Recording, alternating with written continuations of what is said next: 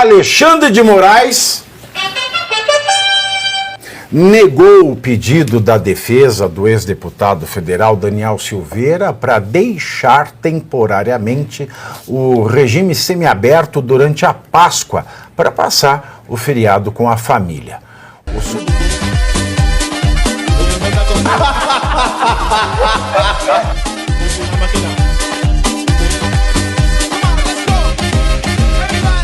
O ministro, nosso ditador, líder maior, incontestável, quase Deus.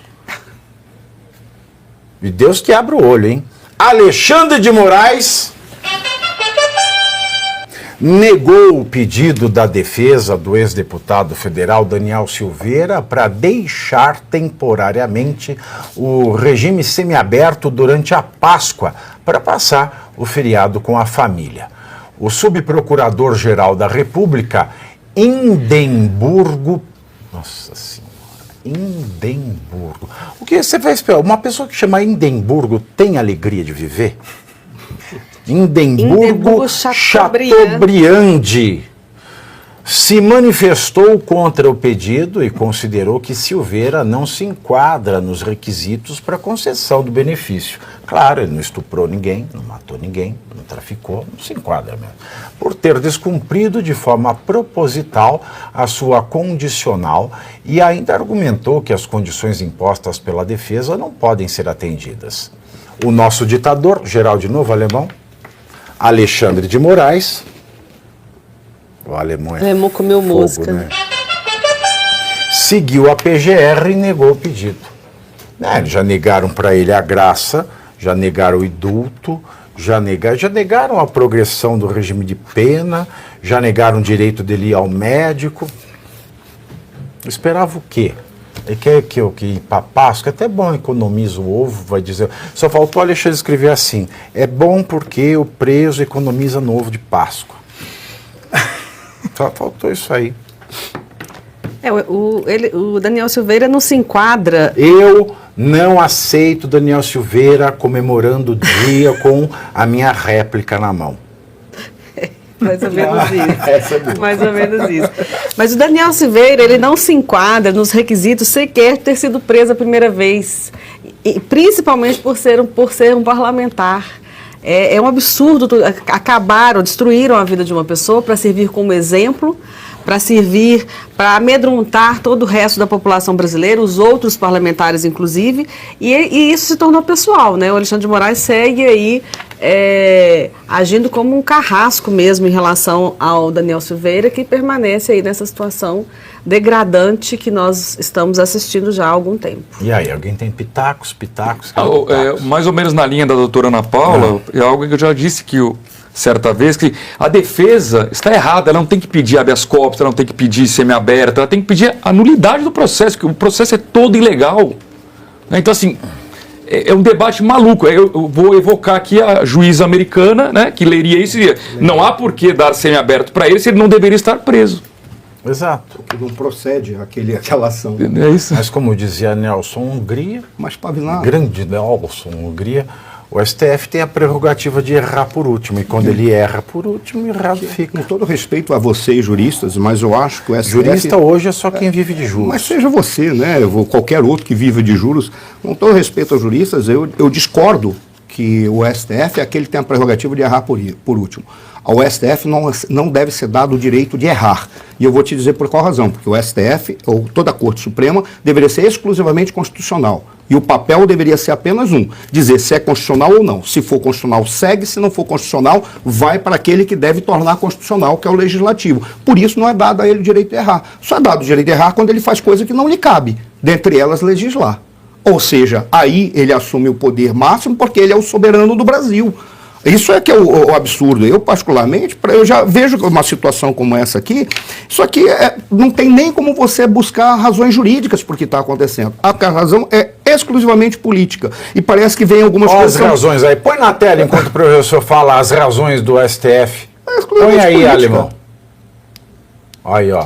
As razões políticas, as razões jurídicas. Olha a juridicidade desenhada. E olha, e tem umas piadas que já vêm prontas. Por exemplo, quando eles falam que por qual razão o Alexandre de Moraes não deve se declarar... Mas tem um problema nessa sua charge, Ismael, que agora que eu notei. O Flávio Dino se declarou preto. E agora? É verdade. Não se Ele se declarou negro, mas o negro não é o preto, a mistura. Eu não sei se foi ele ou se foi a Folha que coisa. declarou por ele. Mas eu sei que numa ele estava branco, na outra declaração estava pardo, e na última parece que ele estava... Como é que... Não pode. É transcolorido, chama. É? É, transcor. Você pode agora falar qualquer coisa. Tá. Eu sou transverde. Você quer ver uma piada que é pronta que veio aí? É. Quando eu falo do Alexandre de Moraes não se declarar impedido, sabe o que foi alegado? Porque ele não é vítima. A vítima é o Estado brasileiro. O Estado é ele. Ele praticamente declara constantemente: o Estado sou eu. Se ele, então, nesse caso, ele praticamente está dizendo, tem que ser declarado impedido, independentemente dele não ser a vítima ou dele ser a vítima. Porque se ele é a vítima porque ele foi ameaçado de morte, supostamente nessa ficção do golpe de Estado, então ele tem que declarar impedido. Mas se quem é a vítima é o Estado brasileiro e não ele, mas ele praticamente assume o papel como sendo ele o Estado. Então, Ele tá sendo... exatamente, então é quase uma piada pronta. Quando você olha aqui, não existe razão jurídica. Olha, É desnecessário. Olha, eu fiz uma charge um tempo atrás, que era o... Vamos lá fazer, abre aí, alemão. Aberta. Alexandre de Moraes. E ele estava segurando a Bíblia. E ele falou assim: quem foi que escreveu isso aqui e botou outro nome que não o meu? Então, tipo, Você fez essa chave? Fiz. Quem se atreve a colocar outro nome que não o meu? Tipo, Você tá no semiaberto? não é tipo isso. Ah, tá. Que não é nem o. Eu não é sei nem o se ele Brasil. está no semiaberto, mas o meu já está semi-fechado. Porque é semideus. Entendeu? É semideus. Mas não fiz, não procura no Instagram. Não fiz, mas eu postei, mas eu já tirei. Só contei e tal. Então não tá valendo muito. Porque olha. Então, primeiro você curte, que é o preço deste programa. Quanto vale o ingresso para ver este palhaço neste picadeiro bonito? Vale uma curtida. Vale o seu like, o seu joinha, o seu gostei. Então, a sua obrigação é curtir. Se puder, comente, porque quem comenta ajuda no engajamento. Então, primeiro C é curtir, segundo C é comentar, o terceiro C, o que seria muito louvável, seria você compartilhar. Tem um link que é a setinha, uma setinha assim, meia bomba. Sabe aquela, a setinha da pipa do vovô que se esforça?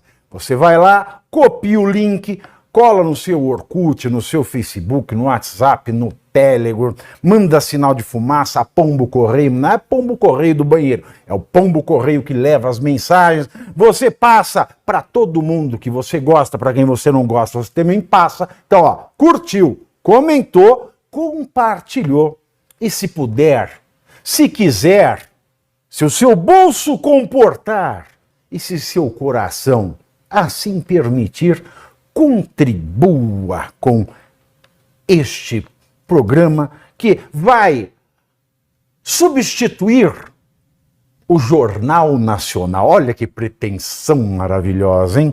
Se liga, ô Bonner, nós vamos derrubar o Jornal Nacional. Esta é a meta.